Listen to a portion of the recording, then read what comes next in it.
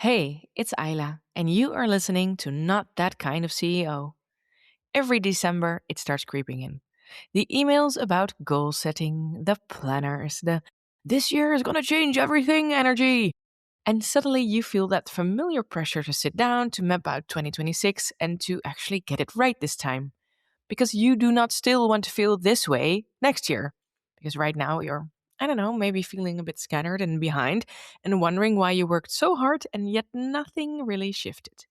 So you plan, even though part of you already feels resistance to it, even though you are just a tiny bit exhausted, maybe.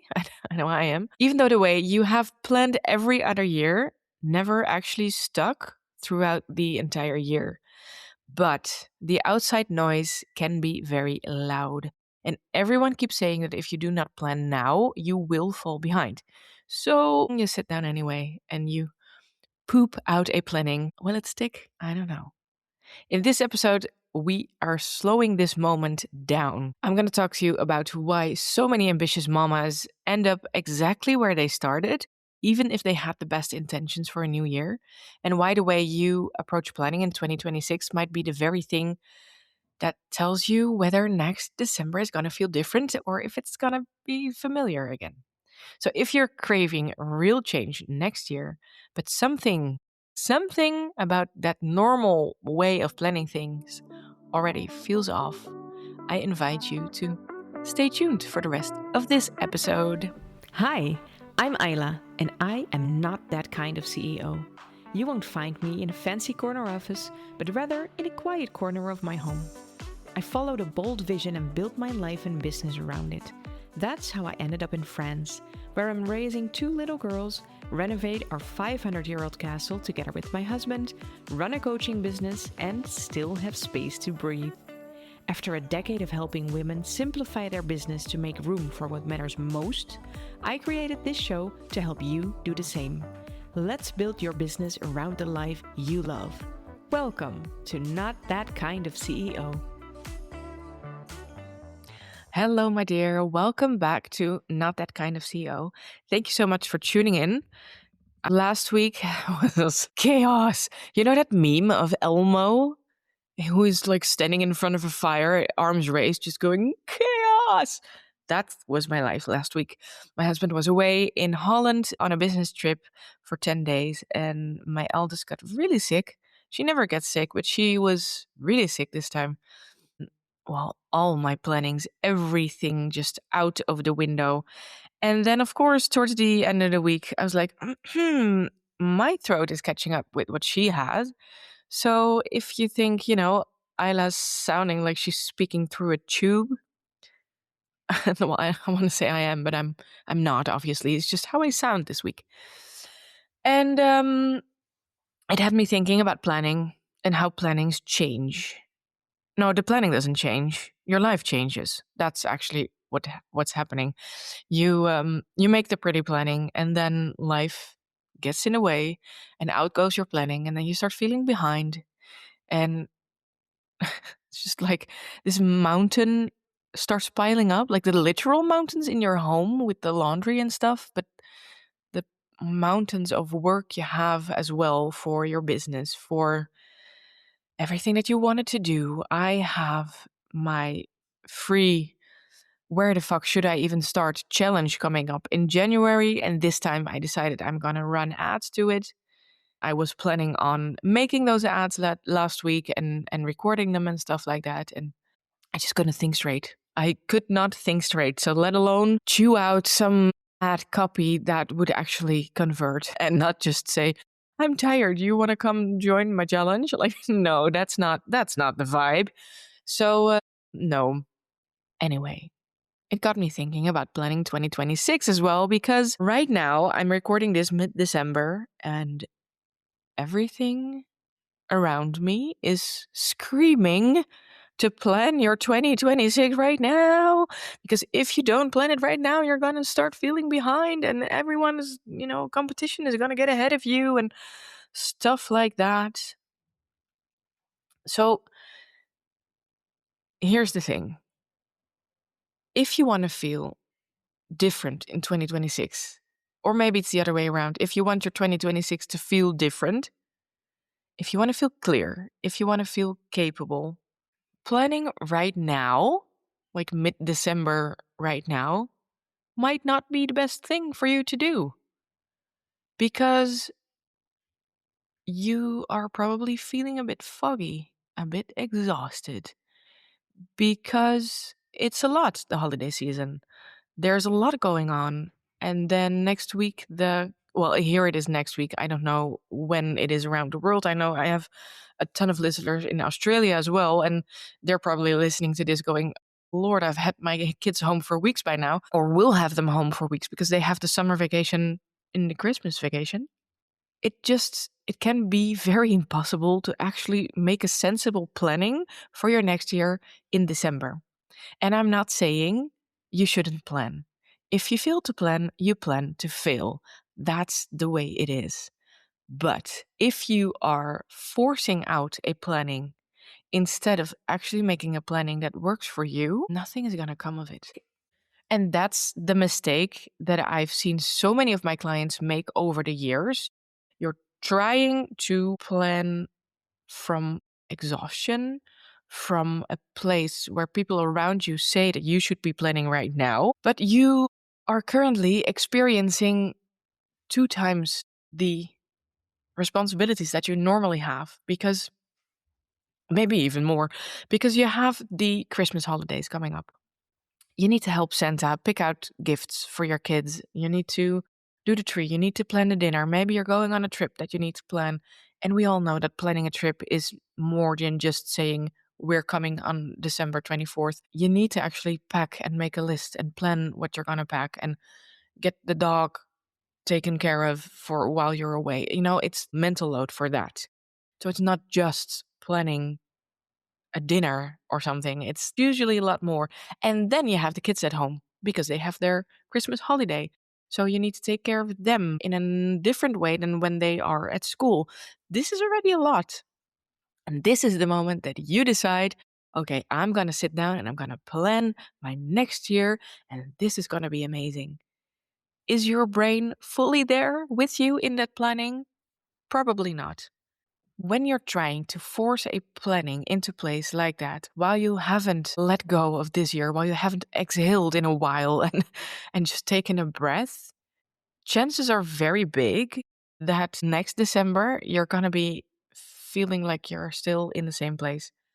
Future you tends to be current you because this planning is just coming from nowhere. This is not going to help you step forward.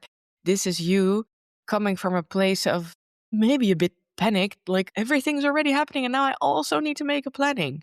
So, can we just park that for a moment? New Year's resolutions is one of these things as well. It's setting goals from a place of getting social pressure. And only 9% of the people who set a New Year's resolution actually achieve their goal, actually get what they set out to do. 9%. That means that 91% drops off along the way. Get this.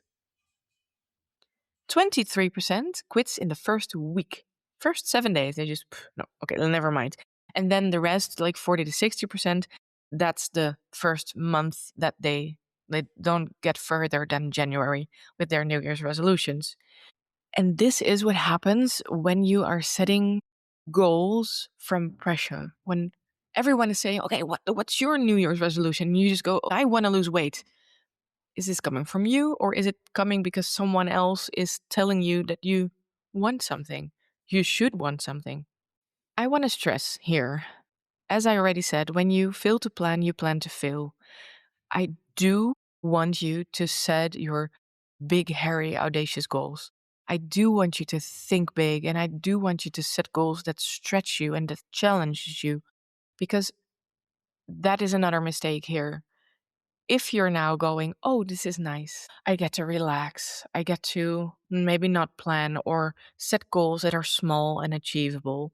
No, no, you're not doing that because you want to grow, you want to get somewhere, you actually want to get results in what you do. It's just that if you're forcing those goals out, it's going to be that much harder to achieve them in the end. So, what I want you to do is to actually set goals But think about how you work and set goals from the way that you work, from a way that aligns with you. When your goals match who you are, how you work, how you think, the chances of you actually achieving them are that much bigger. They've actually done a study on this, and goals that reflect personal interests and values, think about the values mostly, they are showing more steady progress along the way. There is more persistence from the person trying to achieve the goal. There is less internal conflict, thus making it easier to actually work towards achieving the goal. And there is a better long term follow through. So notice here that I'm not saying that when you're setting goals from personal interests and values, the chances of achieving them within set time frame are bigger. There's just a way bigger chance that you are actually following up on them. So it's not a guarantee that you'll achieve them. Sorry if this gets you down, but there is the chance that you will actually work towards it. And when you work towards it, when you put in the work, chances of you achieving it are eventually bigger. So think about that when you're setting your goals. Instead of thinking about all that external pressure, we're going to be thinking about you and what you want and how you work. So this is why I'm talking to you about this now, because we've just established that setting goals from social pressure are getting less chances of actually achieving them, and setting goals from how you work, think, act are having a better chance of getting achieved. But there's a big but in the room, and that is if you are feeling like you're in an immediate survival mode, which most of us are in December, because there's a lot to be done and a lot to be planned and a lot to think about. So there are chances that you are feeling threatened in your survival by now. That's just the way our body works. Like I know you're not actually feeling threatened in your life by the sight of Christmas coming up on a calendar, but your system feels it that way. Your system is going to clamp down and just say, okay, let's get through December and then we'll see. If you are in immediate survival mode, it's very, very difficult to access your long term vision mode because your system is just like, okay, we need to make this cave safe so the saber-toothed tiger can't get in. And we need to make sure that we survive the night because December is cold and we need to have a fire. And da da da da da. Your system is not thinking about the berries that you're going to pick come spring and what you're going to plant for harvest next year.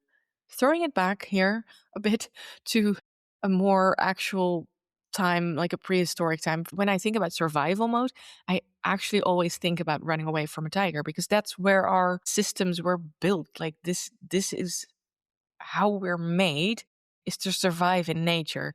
So from computers and everything, your system can get so stressed that it actually feels in that survival mode. So that's why I'm throwing it back to the prehistoric times here, because that's where your body thinks it is. So yeah, it's not going to be able to access your long-term thinking when you're feeling threatened in your daily life right now. I have 5 tips for you today on how to make a planning for 2026 that's going to work for you from where you are right now and for what you want in the future. The first one is very simple. I am giving you permission to plan not right now. It's very simple. Yes, you want to make a planning. Ideally, this planning is not coming from thin air. Ideally, you already have your vision, you already have your mission, you already know what you want to accomplish. So when you sit down to plan 2026, you're not just pulling ideas from thin air. There is already something going on. So in an ideal world, you already know what you're going to do in the next 90 days because you already have this going for you. You already know what you want to launch. You already know where you want to grow, etc., etc. Then it's just a question on honing in on parts of those. You can keep going with that and plan your 2026 in a moment when, you know, halfway through January when your kids are back to school, when you actually can exhale, when the holidays are behind you, when you have the Christmas decorations put back up in the attic again. It's a much better time. And contrary to what everyone is telling you, those 2 weeks at the beginning of the year are not going to be the reason that you didn't achieve your goal in the end. If that's the case, something is really wrong with your goals, with your visions, with your expectations from yourself. It's doesn't work like that. Your big hairy audacious goal is probably something that's not depending on a month. Like, you're not setting a goal that's that big for coming month. No, you're setting that for the coming 5 years or something. You're thinking ahead. You're already there. So I am giving you permission to plan your 2026 in January. Who cares? Do it when you actually have the free time and when you actually are feeling that the whole new year, new me energy because you have sent your kids back to school. Do it then. If you still feel the pressure to actually do it now because you just can't resist some good external pressure, that's fine. That's fine. You go do that. But pre-visioning is not the same as planning. And that's what I'm asking you to do here now. If you want to take action now, fine. Go do some pre-visioning. And that means you're letting your dreams come, you're letting them simmer, but you're not actually taking action on planning them out. Think about it. Indulge in the wouldn't it be nice if? Wouldn't it be nice if next year I actually can get to 10K followers on Instagram? If next year I can actually launch the program I'm dreaming of, and then let yourself get taken away by daydreams of what you actually want to accomplish. What's going to happen when you launch it successfully? What's going to happen for you as a person, for your family? What's going to happen for your company? Are you going to be dreaming about hiring the team member that you've been dreaming about that's going to help you with social media? Or you actually, you know what, when you've launched this, you can actually set up the podcast that you've always dreamed of.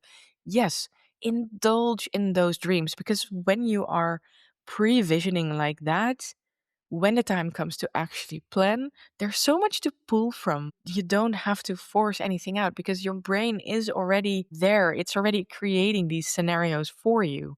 So, absolutely, daydream about that right now. Just don't take action on it. Number three actually builds on this one. If you do start your new year like a freshborn baby, like a new piece of paper, an empty notebook, and you are planning things from thin air, okay, cool. Apparently, you've just started your business and you still need to think about a lot of things. When you're doing this and you are going to set a new, big, hairy, audacious goal, let it rise to you from desire. Let your biggest inner pull be the reason that you set that goal. This ties back to what I just told you about setting goals from personal interests and values. When you think about your situation in 5 years' time, step away from the numbers for a second. Step away from the revenue and the profit.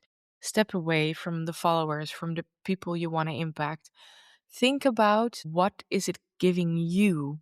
What is accomplishing this goal giving you? And so, say, for example, that when you think about that, you say, oh, it's giving me the possibility to travel the world with my family. Okay, cool. What's that giving you? And then when you've answered that, what's that giving you? What's that giving you? Until you end up with a value.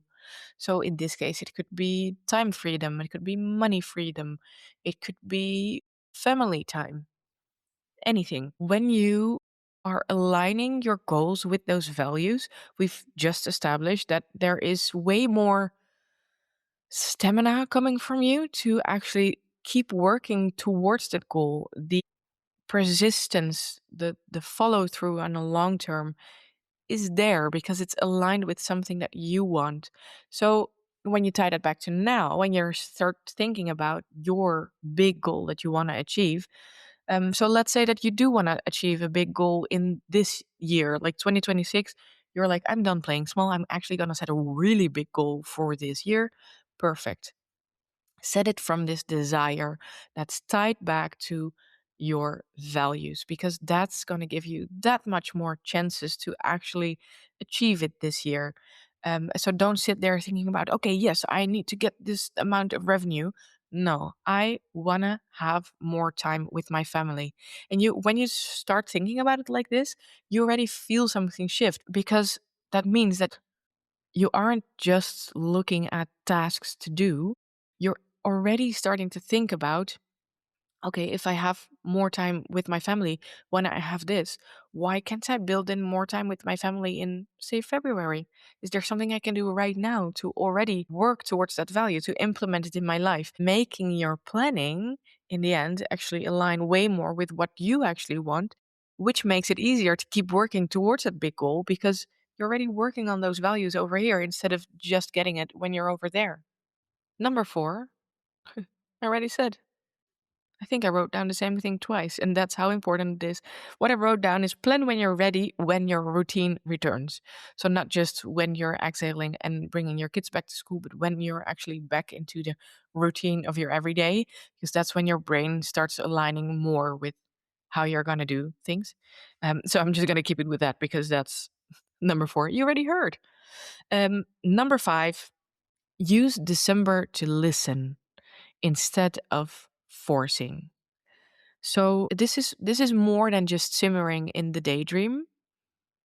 Daydreaming, as I just said, is indulge in the whole wouldn't it be nice if. What I'm asking you to do in December is to listen to your intuition, trust the inner voice, trust that tiny thing that keeps tapping on your shoulder, and use that, write it down. And when you start planning, you think back and you look back at those notes and you're like, okay, because indulging in daydreaming is already letting your desires speak through, like your previsioning speak through.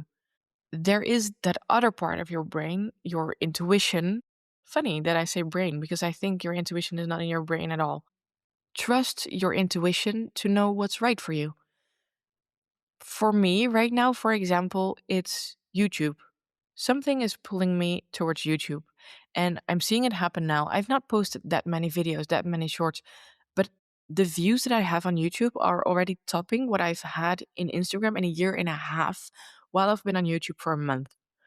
Something about YouTube has kept calling me, and I'm listening to it. So this is not just an wouldn't it be nice if I had a big audience? This is actually listening to the inner part of you that already knows what to do. It's just that you are listening to all the external things and trying to plan from a rational way. So you're smothering that voice. So, what I'm asking you to do in December is while you're previsioning, also listen to your intuition and what it's trying to tell you and write it down. And, if some things are coming up for you right now while I'm saying this, write them down. If you're like, oh, yeah, you see, I should really write a book, you go write a book, you plan it in, go do it. And anything that, like, I can name examples until I'm hoarse with them, but it's your inner voice. It's the thing that keeps tapping you on your shoulder. When you listen to that, it's gonna automatically align with your personal interests because it's something that's coming from deep inside of you and not from some surface thing of what you think that you should do, what you think society thinks that you should do. It's coming from you, so it's gonna be that much easier. Okay, I'm gonna leave you with this because I think that this is gonna make it much easier for you to make a planning that actually works for you. And again, here, let me stress, do set big goals. Do set something that stretches you. Because if you're coming from a place where you're just saying, she's right, I should be listening to my inner voice and I should take it slow and I can plan in January so I can set an easy goal. No, that's not what I'm saying. Then you should re listen to it. I am just saying align your plans with who you are, but make those plans big. Go for what you want, set the big goals, and then start working towards them in a way that fits you because that's setting yourself up for success. And if you're now sitting there thinking, this sounds nice, but I have a million plans and 0 minutes to work on them, and I don't know where the fuck I should even start, I have good news for you. Because halfway through January, I am hosting my quarterly Where the Fuck Should I Even Start challenge, which is helping you figure out where you should start. In 1 week, in this free challenge, we are going to hone in on your vision. We're going to see what's taking up your time, where you can improve, and actually get you a plan, get you a 30-day action plan. 30 days, not 365 days, because I think that action creates clarity. And when you get into action, things will get much clearer, but you need to get into action. And that's where a lot of female entrepreneurs with little kids get stuck because we are just seeing the impossibilities and not what we can actually do. So, what I want to do with you in this challenge is just get you moving again. Make sure that you know what to do for the next 30 days, get you a planning, actual planning for 30 days that you can use to get back into action. And then after those 30 days, you're just going to review what's working, what didn't work, what am I going to do now to actually get you towards those bigger goals. And it's fun. It's a fun challenge to do. It's 5 days where you'll get a bunch of emails. Everything is really short because I know you're already short on time and I don't want to keep you up for too long. I have done challenges in the past where you're like, this is fun until you have to spend 2 hours for 10 days every day. Like, no. 20 to 30 minutes per day. And at the end of it, you'll have that 30-day action plan. And you know exactly what you're working on, why you're working on it, how you're working on it, and just get you into action. I am counting on you to see you there. The link is in the show notes for you to put your name into the challenge. And then I will see you there. We are starting on Blue Monday, January 19th, because by then, hopefully, everyone has been settling back into their regular routines. And it's a good moment to figure out where the fuck you should start. Thank you so much for listening to this episode. I'll see you in the next episode, and I will definitely see you January 19th in that challenge. Bye. Thank you so much for listening to Not That Kind of CEO. If this episode gave you clarity, encouragement, or just even a moment to breathe, I'd love it if you left a review. It helps more women like you find this show, and that means the world to me. And if you're ready to build a business that fits your life, you know where to find me. See you in the next episode.